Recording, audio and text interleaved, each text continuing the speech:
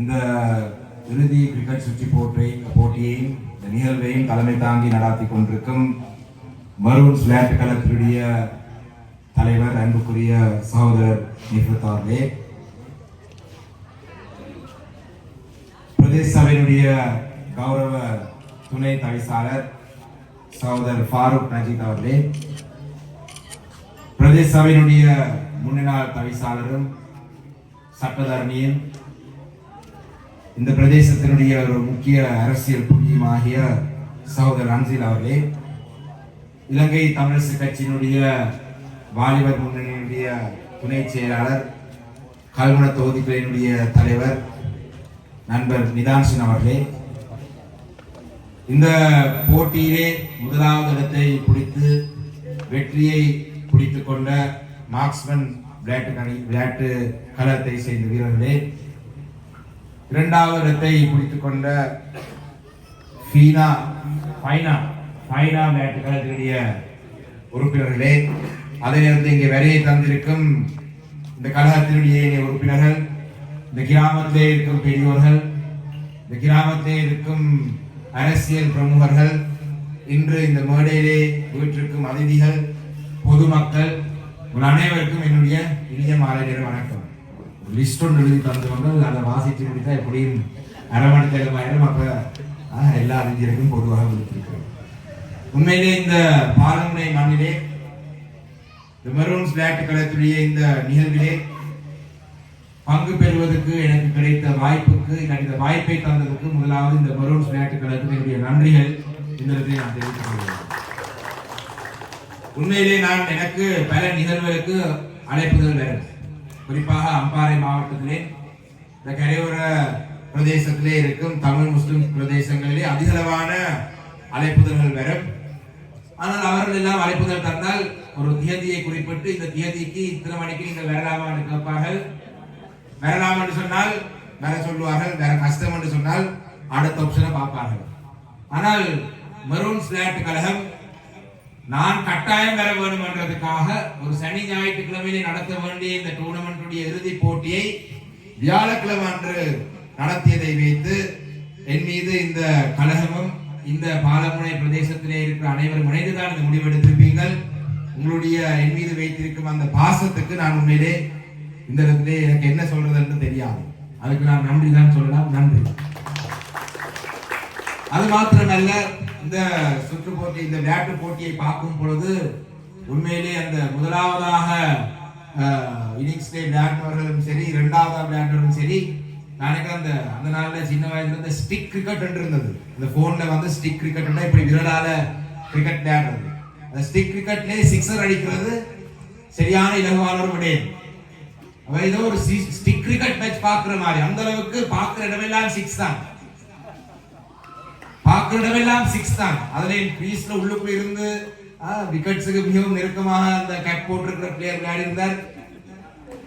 எல்லாம் கிட்டத்தட்ட IPL LPL எல்லாம் பார்த்து இந்த பிரதேசத்திலே திறமைகளை வளர்த்திருக்கிறீர்கள்.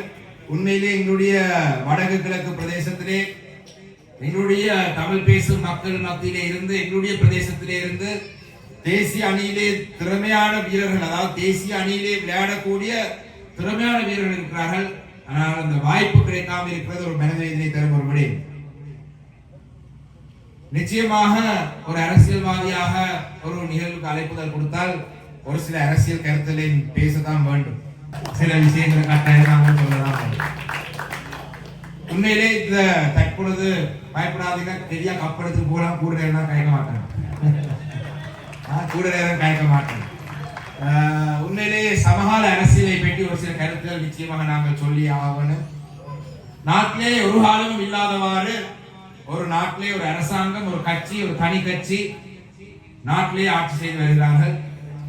நம்முடைய முன்னாள் கௌரவ தவிசாளர் சகோதரர் அன்சில் அவர்கள் சொன்னது போல ஒரு பாரிய சுனாமி கடந்த பாராளுமன்ற தேர்தலில் எங்களுடைய நாடு முழுவதையும் நாடை தாக்கியது. அது அன்றகுமார சுனாமி என்று அழைத்தார்கள்.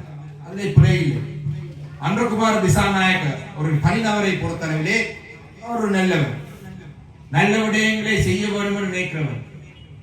ஜனாதிபதி தேர்தல் வந்த பொழுதும் அவரை ஆதரிக்காமல் நாங்கள் இன்னொரு வேட்பாளரை ஆதரிக்கும் பொழுதும் நான் அந்த மேடைகளிலே பகிரங்கமாக சொன்ன காரணம், அனுர திசாநாயகவுடன் அனுரகுமார திசாநாயகவுடன் எங்களுக்கு எந்த கோபமும் இல்லை. அவர் நல்லவர், அவர் நல்ல சிந்தனை உள்ளவர். ஆனால் அவரை சுற்றி இருக்கிறவர்கள், அவருக்கான டீம், அவருடைய டீமை பற்றி எங்களுக்கு நம்பிக்கையிலே நாங்கள் சொல்லியிருக்கிறோம். சஜித் பிரேமதாஸ் அவர்களை நாங்கள் ஆதரவு அளிக்கும் பொழுது அவரை சுத்தி இருந்த அமைச்சராக வரக்கூடியவர்கள் யாரு, அவருடைய பக்கத்தில் இருக்கிறார்கள் யாரு, எப்படியான இந்த நாட்டை முன்னெடுத்து செல்வார் என்றது ஒரு அளவு அவங்க சுத்தி இருக்கிறார்களை பார்க்கும் பொழுது எங்களுக்கு தெரியும். ஆனால் ஜனாதிபதி தேர்தல் வரும் பொழுது அனுரகுமார திசாநாயக்க அவர்களை நாங்கள் ஆதரித்தால் அவருடைய அமைச்சரவையிலே யாரு அமைச்சராக இருப்பார், எந்த அமைச்சர் எந்த பதவியில் இருப்பார், எந்த நபர் சபாநாயகராக இருப்பார், எதுவுமே ஒரு ஊகிக்கிறாத ஒரு நிலைமை இருந்தது. அதனாலதான் அனுரகுமார திசாநாயக்க அவர்கள் ஜனாதிபதியாக வந்தாலும் நாட்டை முன்னெடுத்து கொண்டு போவது கஷ்டமான ஒரு விடயமாக இருக்கும் என்று அந்த நேரத்தில் நாங்கள் சொன்னோம். ஆனால் எங்களுடைய மக்களும், ஒரு சில மக்கள் ஜனாதிபதி தேர்தலை வாக்களித்தார்கள், ஒரு சில மக்கள் பாராளுமன்ற தேர்தலை வாக்களித்தார்கள். ஆனால் அண்மையிலே நடந்த உள்ளூராட்சி மன்ற தேர்தலிலே ஒரு 6 மாத கால பகுதிக்குள்ளே தேசிய மக்கள் சக்தி வடக்கு கிழக்கிலே எந்த ஒரு பிரதேச சபையிலையும் தவிசாளர் பதவியை எடுக்க முடியாத ஒரு சூழல் வந்திருக்கின்றது. அதாவது தமிழ் பேச மக்கள் வாழும் பிரதேசங்கள், அம்பாறையிலே சிங்கள மக்கள் வாழும் பிரதேசத்தில் எடுத்திருக்கலாம், திருவண்ணாமலையிலே சிங்கள மக்கள் வாழும் பிரதேசத்தில் இருக்கலாம். ஆனால் தமிழ் பேசும் மக்கள் வாழும் பிரதேசங்களிலே எந்த ஒரு சபையில் தவிசாளர் பதவி ஒரு கூட்டு அரசாங்கம் அமைத்து கூட எடுக்க முடியாமல் போனது. ஏனென்றால் அவங்கள் மீது மக்கள் வைத்த நம்பிக்கை கொஞ்சம் கொஞ்சமாக குறைந்து கொண்டு போகும். ஆனால் ஜனாதிபதி மீது நம்பிக்கை இருக்கின்றது. இன்னைக்கு பாத்தீங்கன்னா ஜனாதிபதியை பார்த்தால் பாவமா இருக்கு. என்றால் ஏதாவது ஒரு அமைச்சரோடு ஒரு மொக்குத்தனமான வேலையை செய்வர், ஒரு மண்டத்தனமான வேலையை செய்வர், பாடி எதிர்ப்பு வரும். ஜனாதிபதி ஒரு பொது வழியிலே வந்து தன்னுடைய கட்சியினுடைய நிலப்பாடை நியாயப்படுத்த வேண்டிய ஒரு நிலைக்கு தள்ளப்படுறார். இதுதான் நடந்து கொண்டிருக்கு.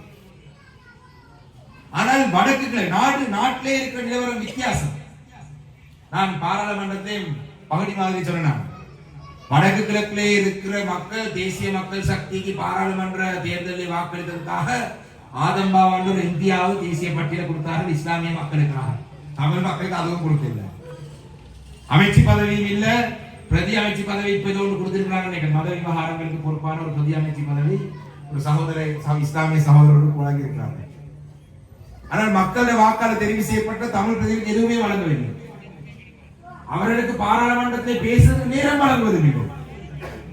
பாராளுமன்றத்திலே பேசுறது நேரம் வழங்குறது இல்லை மாத்திரமல்ல, ஒரு ஊடக சந்திப்பை கூட நடத்துறது சொன்னால் அவருடைய கட்சி தலைமையிட்ட கேட்டுத்தான் அவங்க நடத்த வேண்டிய ஒரு நிலைமை இருக்கின்றது. இந்த பின்னணியிலே பலர் சொல்லலாம், ஜனாதிபதிக்கு வாக்களிப்பதன் ஊடாக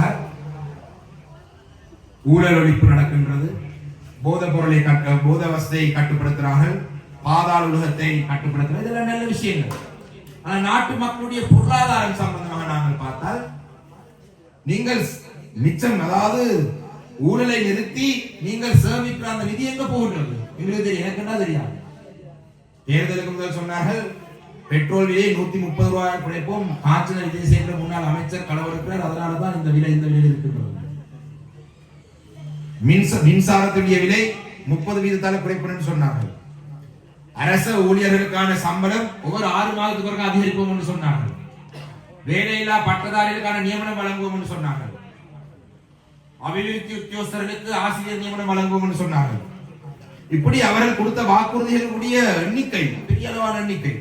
ஆனால் ஒவ்வொரு நாளும் நாங்கள் மக்கள் மத்தியிலே இருக்கிற சில இந்த போதைப் பொருளை கட்டுப்படுத்துகிறார்கள், நல்ல விஷயம், வாழ்த்துறம் செய்ய வேண்டும், அதுக்கு எங்களுடைய ஆதரவு இருக்கு. ஆனால் எங்களுடைய பிரதேசத்தில் இருக்கிற தேவைகளை, எங்களுடைய வடக்கு கிழக்கிலே இருக்கிற எங்களுடைய தமிழ் பேசும் மக்களுடைய பிரச்சனைகளுக்கான தீர்வுகளை இந்த அரசாங்கத்திலிருந்து நாங்கள் ஒரு வருஷம் கடந்து எதையும் எதிர்பார்க்க முடியாத இருக்கின்றோம். அப்ப அடுத்த கட்டம் என்னன்னு சொன்னால், எங்களுடைய வடக்கு கிழக்கு மாகாணங்களிலே, இந்த 2 மாகாணங்களிலே நாங்கள் தமிழ் பேசும் மக்கள் நாங்கள் ஒற்றுமையாக ஊராணியாக நாங்கள் பயணிக்க வேண்டும். இதுக்கு சகோதரர் அஞ்சலா அவர்கள் பேசும்போது பல எதிர்ப்புகள் இருக்கின்றது. நான் இன்று இந்த நிகழ்வுக்கு அதிதியாக வந்தால் சில அதுக்கும் விமர்சனம் வரும். இவர் என்ன தேவையில்லாத சும்மா பாலமுனையில் போய் அவரோட சேர்ந்து நிற்கிறார், இவர் விழுதுவாங்க. நீங்க இவரை என்னத்துக்கு எடுத்துன்னு எழுதுற மாதிரி இவருக்கு என்ன போட்டு எழுதுவாங்க, உங்களுக்கு எழுதுவாங்க. இவர் என்னது இந்த மாவட்டத்தில் 8 MP இருக்கிறாங்க, 8 MP இருக்கப்ப அந்த 8 பேரையும் விட்டு காங்கிரஸ் கட்சியிலிருந்து மட்டக்களப்பிலிருந்து கொண்டு எழுதுவாங்க. இதுதான் நீங்கள் அழைத்திருக்கிறீர்கள், நானும் அதுக்கு மதிப்பளித்து நானும் வாங்குகிறேன். ஆனால் எங்களுக்கு இடையிலே பல பிரச்சனை இருக்கின்றன. இஸ்லாமிய மக்களுக்கும் தமிழ் மக்களுக்கும் இடையிலே 1000 பிரச்சனை இருக்கின்றன. இந்த பிரச்சனைகளை நாங்கள் எங்களுக்குள்ளே பேசி நாங்கள் தீர்த்துக் கொள்ள வேண்டும். இந்த பிரச்சனையை நாங்கள் எங்களுக்குள்ளே வைத்து பேசிக்கொண்டு நாங்கள் தீர்த்துக் கொள்ளாவிட்டால் எதிர்வரும் காலத்திலே முதலாவது கட்டமாக கிழக்கு மாகாணம் தமிழ் பேசும் மக்களுடைய கையிலே இருந்து பறிப்போம். அதுக்கு பிறகுதான் வடமாகாணம் பறிப்போம் என்றால் வீதாசாரம் அப்படித்தான் இருக்கின்றது. இந்த அரசாங்கத்தை பொறுத்தவரையிலே இந்த அரசாங்கம் கடந்த காலத்திலே அவருடைய செயல்பாடு பார்த்து தெரியும். அவர்கள் என்னென்ன விடயங்களை இந்த பிரதேசத்தில் ஈடுபட்டார்கள் என்றது தெரியும். சிங்கள மக்கள் மத்தியிலே அப்படியான அதிருப்தி இருக்கின்றது. இன்று வேறொரு முகமூடியை போட்டு எங்களுக்கு முன்பு வருகை தந்திருக்கிறார்கள்.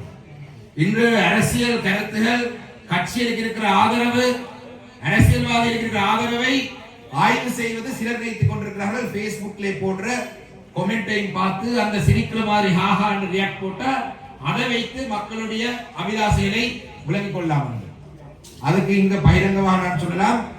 இன்று ஒரு அரசியல்வாதியினுடைய முகநூல் 11க்கு சிரிக்கிற மாதிரி முகம் 1000 முகம் போடுறதுக்கு ஒரு ரேட், அவருக்கு எதிரான 500 கமெண்ட் போடுறதுக்கு ஒரு விலை, இப்படிதான் செயல்பட்டு கொண்டிருக்கிறார். அதை வைத்துக் கொண்டு நாங்கள் மக்களுடைய உண்மையான அரசியல் அபிலாசைகளை நாங்கள் முடிவெடுக்கிறோம். அந்த வகையிலே எதிர்வரும் காலத்திலே மாகாண சபை தேர்தல் நடக்க இருக்கின்றது. இந்த மாகாண சபை தேர்தல் நடக்கும் பொழுது இந்த பிரதேசத்திலே எங்களுடைய மண்ணிலே நாங்களே எங்களை ஆளக்கூடிய வகையான முடிவுகளை எங்களுடைய தமிழ் பேசும் மக்கள் இணைந்தெடுக்க வேண்டும். உண்மையிலே தமிழ் கட்சியிலும் பார்க்கும் பொழுது நான் நினைக்கிறேன், இஸ்லாமிய கட்சியிலும் நான் நினைக்கிறேன் ஒற்றுமையாக வர வேண்டும். என்றால் தமிழ் கட்சியில் கட்சிகளுக்குள்ளான் போட்டி தான். எங்களுடைய கிழக்கு மாகாணத்திலே கிராமங்களுக்கிடையிலே தான் போட்டி தான். கொத்துவிலுக்கு எம்பி வேணும், மக்காளச்சேரிக்கு எம்பி வேணும், இந்த ஊருக்கு எம்பி வேணும், சம்மாந்துறைக்கு எம்பி வேணும், அக்கரை பத்துக்கு எம்பி வேணும், கல்முனைக்கு எம்பி வேணும். வெங்கட ஊர்லண்டா கட்சிக்குள்ள எம்பி. இந்த நில தொடருமா இருந்தால் அடுத்த மாகாண சபை தேர்தல் வரும் பொழுது எங்களுடைய வாக்குகள் சிதறுமா இருந்தால் நான் நினைக்கின்றேன் எங்களுடைய கிராமங்களுக்கும் பிரதிநிதி இல்லாமல் போகும், கட்சிகளுக்கும் பிரதிநிதிகள் இல்லாமல் போகும். அந்த வகையிலே எங்களுடைய மக்கள் ஆழமாக சிந்தித்து எதிர்வரும் காலத்திலே செயல்பட வேண்டும். அதே போலதான் மீண்டும் ஒரு முறை என்னை நான் நினைக்கிறேன் இந்த மைதானத்துக்கு வருகை தந்த தமிழரசு கட்சியுடைய ஒரு முதலாவது பாராளுமன்ற உறுப்பினர் அந்த பெருமை எனக்கு தந்திருக்கிறீர்கள். அந்த வகையிலே எனக்கு அது ஒரு பெரும் பாக்கியம். எதிர்காலத்திலே நிச்சயமாக இந்த கிராமத்துடனும் நான் பயணிப்பேன். இந்த கிராமத்திலே இருக்கும் குறைபாடுகளை பாராளுமன்றத்தை எடுத்துரைக்க வேண்டும் என்று சொன்னால் நீங்கள் எனக்கு சொல்லலாம். எங்களுக்கான பாராளுமன்ற உறுப்பினருக்கான பன்முகப்படுத்தப்பட்ட நிதி மாவட்டத்தை கடந்து நாங்கள் போட முடியாது. இல்லாவிட்டால் இந்த மைதானத்தில் இருக்கும் சில குறைபாடுகளை நிவர்த்தி செய்வதற்கு நிச்சயமாக என்னுடைய உதவி நான் செய்திருப்பேன். ஆனால் பாராளுமன்ற உறுப்பினர்கள் தேசிய பட்டியல் பாராளுமன்ற உறுப்பினர் எங்கேயும் போடலாம். மாவட்டத்துக்காக தெரிவு செய்யப்பட்டவர் அந்த மாவட்டத்தை தாண்டி போட முடியாது. இருந்த போதிலும் இந்த பிரதேசத்தில் இருக்கிற மக்களுக்கு எந்த ஒரு பிரச்சனையாக இருந்தாலும் நாங்கள் உங்களுடன் இணைந்து பயணிக்க செயல்பட தயாராக இருக்கிறோம் என்ற செய்தியை சொல்லி ஒரு சிறப்பான நிகழ்வை ஏற்பாடு செய்த பாலமுனை மரூன்ஸ் விளையாட்டு கழகத்திற்கும் வெற்றி பெற்ற மார்க்ஸ்மேன் அணிக்கும் ஃபைனாஸ் அணியினருக்கும் என்னுடைய வாழ்த்துக்களை சொல்லி தெரிவித்து விடைபெறுகிறேன். நன்றி.